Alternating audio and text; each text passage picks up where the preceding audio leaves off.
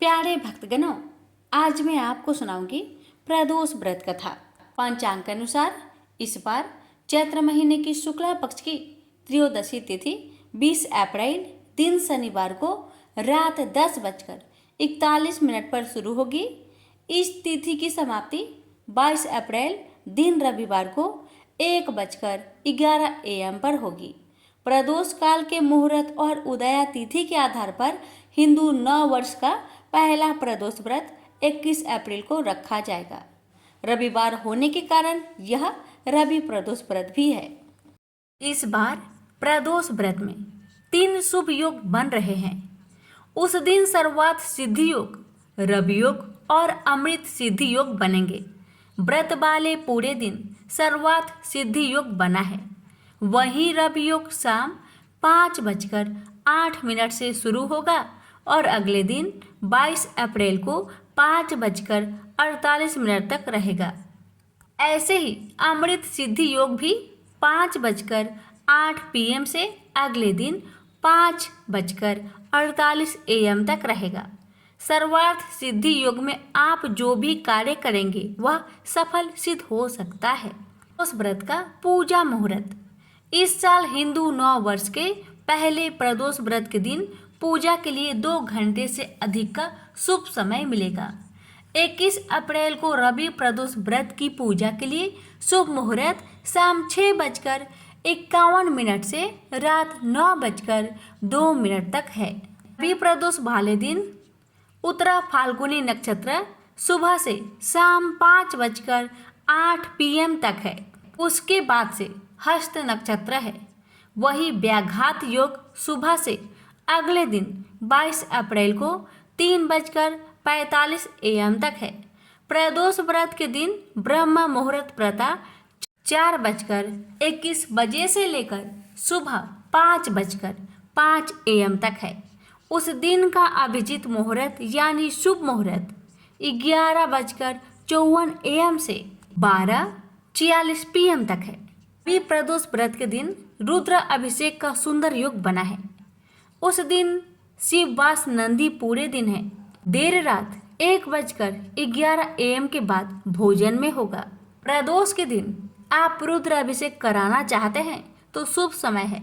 रुद्र अभिषेक कराने से संकट, रोग, दोष मिटते हैं।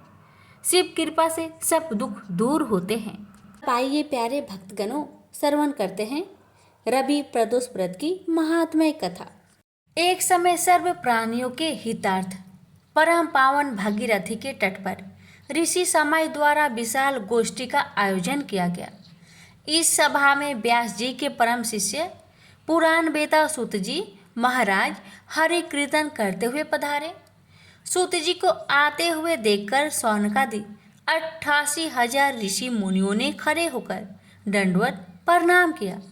महाज्ञानी सूत जी ने भक्ति भाव से ऋषियों को हृदय से लगाया तथा आशीर्वाद दिया।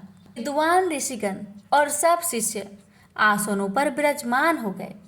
सौनकादि ऋषि ने पूछा, हे पूज्यवर महामते, कृपया यह बताने का कष्ट करे कि मंगलप्रद कष्ट निवारण यह व्रत सबसे पहले किसने किया और उसे क्या फल प्राप्त हुआ। श्री सूत जी बोले, आप सभी शिव के परम भक्त हैं। आपकी भक्ति को देखकर मैं व्रती मनुष्य की कथा कहता हूँ, ध्यान से सुने। प्रदोष व्रत कथा के अनुसार एक गांव में अति दीन ब्राह्मण निवास करता था। उसकी साध्वी स्त्री प्रदोष व्रत किया करती थी। उसे एक पुत्र रत्न था। एक समय की बात है, वह पुत्र गंगा स्नान करने के लिए गया। दुर्भाग्यवश मार्ग में चोरों ने उसे घेर लिया और वे कहने लगे कि हम तुम्हें मारेंगे नहीं, तुम अपने पिता के गुप्त धन के बारे में हमें बता दो। बालक दीन भाव से कहने लगा कि बंधुओं, हम अत्यंत दुखी दिन हैं, हमारे पास धन कहाँ है। तब चोरों ने कहा कि तेरे इस पोटली में क्या बंधा है। बालक ने निसंकोच कहा कि मेरी माँ ने मेरे लिए रोटियां दी है। यह सुनकर चोरों ने अपने साथियों से कहा कि साथियों, यह बहुत ही दीन दुखी मनुष्य है, अतः हम किसी और को लूटेंगे। इतना कहकर चोरों ने उस बालक को जाने दिया बालक वहां से चलते हुए एक नगर में पहुंचा। नगर के पास एक बरगद का पेड़ था। वह बालक उसी बरगद के वृक्ष की छाया में सो गया। उसी समय उस नगर के सिपाही चोरों को खोजते हुए उस बरगद के वृक्ष के पास पहुंचे और बालक को चोर समझकर बंदी बना राजा के पास ले गया। राजा ने उसे कारावास में बंद करने का आदेश दिया। ब्राह्मणी का लड़का जब घर नहीं लौटा तब उसे अपने पुत्र की बड़ी चिंता हुई। अगले दिन प्रदोष व्रत था। ब्राह्मणी ने प्रदोष व्रत किया और भगवान शंकर से मन ही मन अपने पुत्र की कुशलता की प्रार्थना करने लगी। भगवान शंकर ने उस ब्राह्मणी की प्रार्थना स्वीकार कर ली। उसी रात भगवान शंकर ने उस राजा को सपने में आदेश दिया कि वह बालक चोर नहीं है, उसे प्रातःकाल छोड़ दे, अन्यथा उसका सारा राज्य वैभव नष्ट हो जाएगा। प्रातःकाल राजा ने शिव जी की आज्ञा अनुसार उस बालक को कारावास से मुक्त कर दिया। बालक ने अपनी सारी कहानी राजा को सुनाई। सारा वृत्तांत सुनकर राजा ने अपने सिपाहियों को उस बालक के घर भेजा और उसके माता पिता को राज दरबार में बुलवाया। उसके माता पिता बहुत ही भयभीत थे। राजा ने उन्हें भयभीत देखकर कहा कि आप भयभीत ना हो, आपका बालक निर्दोष है। राजा ने ब्राह्मण को 5 गांव दान में दिए जिससे कि वे सुखपूर्वक अपना जीवन व्यतीत कर सके। भगवान शिव की कृपा से ब्राह्मण परिवार आनंद से रहने लगा। अतः जो मनुष्य रवि प्रदोष व्रत को करता है वह सुखपूर्वक और निरोगी होकर अपना पूर्ण जीवन व्यतीत करता है तथा उसके जीवन में खुशहाली आती है। प्रेम से बोलिए उमापति शंकर भगवान की जय। स्कंद पुराण में वर्णित एक कथा के अनुसार प्राचीन काल में एक विधवा ब्राह्मणी अपने पुत्र को लेकर भिक्षा लेने जाती थी और संध्या को लौटती थी। एक दिन जब वह भिक्षा लेकर लौट रही थी तो उसे नदी किनारे एक सुंदर बालक दिखाई दिया जो विदर्भ देश का राजकुमार धर्मगुप्त था। शत्रुओं ने उसके पिता को मारकर उसका राज्य हड़प लिया था। उसकी माता की भी मृत्यु अकाल हुई थी। ब्राह्मणी को उस बालक को देखकर बहुत दया आई और उसने उस बालक को अपना लिया और उसका पालन पोषण किया। कुछ समय पश्चात ब्राह्मणी दोनों बालक के साथ देवयोग से देव मंदिर में गई। वहां उनकी भेंट ऋषि सांडल्य से हुई। ऋषि सांडल्य ने ब्राह्मणी को बताया कि जो बालक उन्हें मिला है वह विदर्भ देश का राजा का पुत्र है जो युद्ध में मारे गए थे और उनकी माता को ग्रह ने अपना भोजन बना लिया था। ऋषि सांडल्य ने ब्राह्मणी को प्रदोष व्रत करने की सलाह दी। ऋषि आज्ञा से दोनों बालकों ने भी प्रदोष व्रत करना शुरू कर दिया। एक दिन दोनों बालक वन में घूम रहे थे, तभी उन्हें कुछ गंधर्व कन्याएं नजर आई। ब्राह्मण बालक तो घर लौट आया, किंतु राजकुमार धर्मगुप्त अंशुमति नाम की गंधर्व कन्या से बात करने लगे। गंधर्व कन्या और राजकुमार एक दूसरे पर मोहित हो गए। कन्या ने विवाह हेतु राजकुमार को अपने पिता से मिलवाने के लिए बुलवाया। दूसरे दिन जब वह पुनः गंधर्व कन्या से मिलने आया तो गंधर्व कन्या के पिता ने बताया कि वह विदर्भ देश का राजकुमार है। भगवान शिव की आज्ञा से गंधर्व राज ने अपनी पुत्री का विवाह राजकुमार धर्मगुप्त से करवाया। इसके बाद राजकुमार धर्मगुप्त ने गंधर्व सेना की सहायता से विदर्भ देश पर पुनः आधिपत्य प्राप्त किया। यह सब ब्राह्मणी और राजकुमार धर्मगुप्त के प्रदोष व्रत करने का फल था। स्कंद पुराण के अनुसार जो भक्त प्रदोष व्रत के दिन शिव पूजा के बाद एकाग्र होकर प्रदोष व्रत कथा सुनता या पढ़ता है उसे 100 जन्मों तक कभी दरिद्रता नहीं होती। प्रेम से बोलिए उमापति शंकर भगवान की जय। एक समय की बात है कि बहुत वर्ष पूर्व ऋषि मुनि भगवान को पाने के लिए कठोर तपस्या करते थे। यह तपस्या कैसी रहती थी? एक पांव पर खड़े होकर नमस्कार की मुद्रा में भगवान का नाम जप करना, पानी में नमस्कार की मुद्रा में खड़े रहकर अखंड भगवान का नाम जप करना, हिमालय जैसे पर्वत पर जाकर अत्यंत ठंड में एक ही जगह अनेक वर्ष तक बैठकर नाम जप करना, इस प्रकार तपस्या की जाती थी। तपस्या के समय न कुछ खाया जाता था न ही पिया जाता था। इसी प्रकार कठोर तपस्या करने के बाद भगवान भक्त पर प्रसन्न होकर उन्हें आशीर्वाद देते थे। इसी प्रकार भगवान शंकर को पति रूप में पाने के लिए माता पार्वती कठोर तपस्या कर रहे थे। तपस्या के समय वह भगवान के चिंतन में ध्यान मग्न बैठी थी। उनकी तपस्या पूर्ण होने ही वाली थी कि उसी समय उन्हें एक बालक के डूबने की चीख सुनाई दी। माता तुरंत उठकर वहां पहुंची। उन्होंने देखा एक मगरमच्छ बालक को पानी के अंदर खींच रहा है। वह बालक अपने प्राण बचाने के लिए बहुत प्रयास कर रहा था तथा मगरमच्छ उसे खाने का प्रयास कर रहा था। अंततः करुणामयी माता पार्वती को बालक पर दया आई। माता ने मगरमच्छ से निवेदन करते हुए कहा, बालक को छोड़ दो, इसे आहार न बनाओ। उस पर मगरमच्छ बोला, माता यह मेरा आहार है। मुझे हर छठे दिन भूख मिटाने के लिए जो पहले मिलता है वह मेरा आहार होता है। मेरा आहार ब्रह्मा ने निश्चित किया है। माता पार्वती ने फिर कहा, आप इसे छोड़ दो, मैं इसके बदले अपनी तपस्या का फल आपको दूंगी। पार्वती माता ने बालक के प्राणों की रक्षा के लिए अपनी कठोर तपस्या का फल दांव पर लगाया। मगरमच्छ ने भी उसे स्वीकार किया। पार्वती माता ने उसी समय संकल्प किया और अपनी पूरी तपस्या का फल उस मगरमच्छ को दे दिया। मगरमच्छ को माता के तपस्या का फल प्राप्त होने के कारण वह सूर्य के जैसे चमक उठा। उसकी बुद्धि में शुद्ध हो गई। उसने कहा, माता आप अपना पुण्य वापस ले लीजिए, मैं इस बालक को छोड़ दूंगा।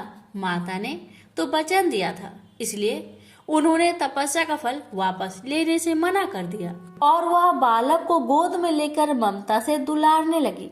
बाद में माता ने उस बालक को उसके घर सुरक्षित लौटा दिया और वे अपने स्थान पर वापस आ गई। भगवान शिव जी को प्राप्त करने हेतु उन्होंने पुनः तप करना आरंभ कर दिया। उसी समय भगवान शिव जी माता पार्वती के सामने प्रकट हो गए। भगवान शिव जी उन्हें बोले, पार्वती अब तुम्हें तप करने की आवश्यकता नहीं है। हर प्राणी में मेरा ही वास है। तुमने उस मगरमच्छ को अपने तप का जो फल दिया है वह मुझे ही प्राप्त हुआ है, इसलिए तुम्हारे तप का फल अनंत गुना हो गया है।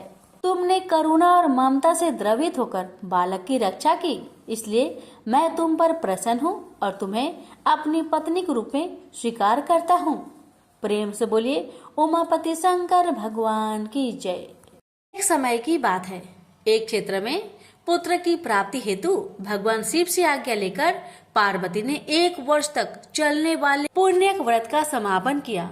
व्रत की समाप्ति पर पुरोहित सनत कुमार ने देवी पार्वती से कहा, सुब्रते मुझे दक्षिणा चाहिए।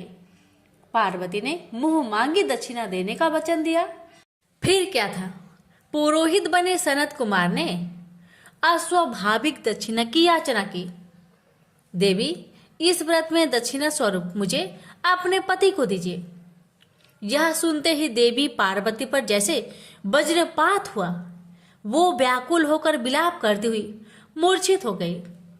पार्वती को मूर्छित देखकर ब्रह्मा, विष्णु और मुनियों को हंसी आ गई। उन्होंने पार्वती को समझाने के लिए भगवान शिव को भेजा। पार्वती की मूर्छा टूटने पर शिव ने उन्हें समझाया, हे देवी, देव कार्य, पितृ कार्य या नित्य नैमित्तिक जो भी कार्य दक्षिणा से रहित होता है निष्फल हो जाता है। उस कर्म से दाता कालसूत्र नामक नगर में गिरता है। इसके बाद वह दीन होकर शत्रुओं से पीड़ित होता है।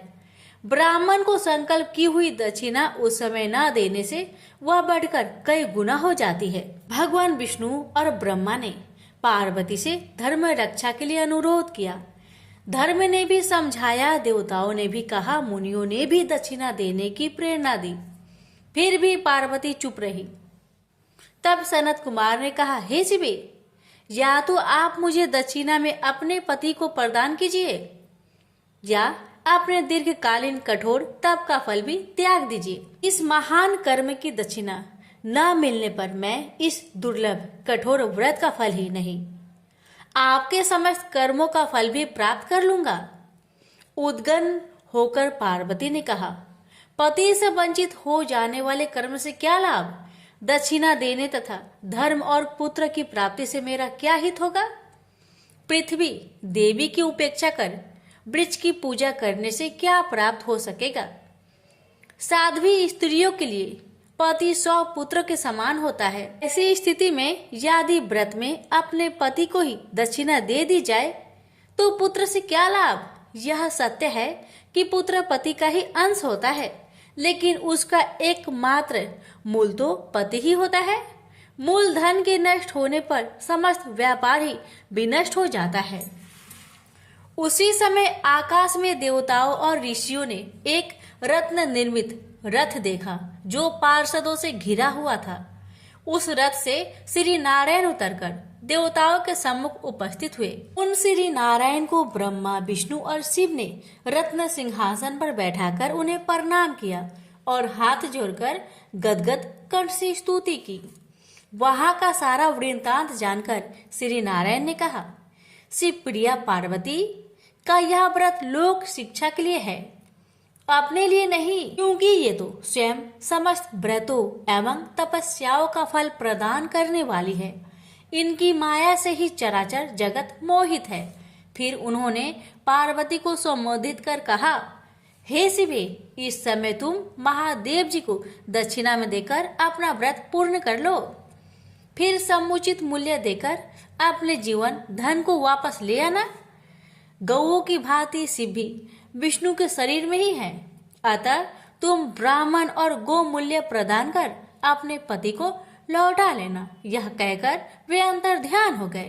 तब पार्वती प्रसन्न मन से अपने प्राण सर्वस्व को दक्षिणा में देने के लिए तैयार हो गई। उन्होंने हवन की पूर्ण आहुति की और अपने जीवन नाथ शिव को दक्षिणा रूप में दे दिया। इसके बाद उन्होंने पुरोहित सनत कुमार से निवेदन किया, हे ब्रिब्बर, गौ का मूल्य मेरे पति के बराबर है। मैं आपको अत्यंत सुंदर 1 लाख गौ प्रदान करूंगी। इसके बदले में आप मेरे जीवन सर्वस्व को लौटा दीजिए। प्राणनाथ के मिल जाने पर मैं पुनः ब्राह्मणों को विपुल दक्षिणाएं प्रदान करूंगी। तब सनत कुमार ने पार्वती से कहा, हे देवी, मैं ब्राह्मण हूँ, मैं 1 लाख गौ लेकर क्या करूंगा? इस दुर्लभ रत्न के सामने 1 लाख गौ की क्या तुलना है? मैं इन्हें साथ लेकर त्रिलोक में भ्रमण करूंगा। उस समय समस्त बालक उन्हें देखकर प्रसन्नता पूर्वक ताली बजा बजाकर अट्ठास करेंगे। कहने के साथ ही सनत कुमार ने भगवान शिव को अपने पास बैठा लिया। यह सुनकर पार्वती जलहीन मछली की भांति छटपटाने लगी।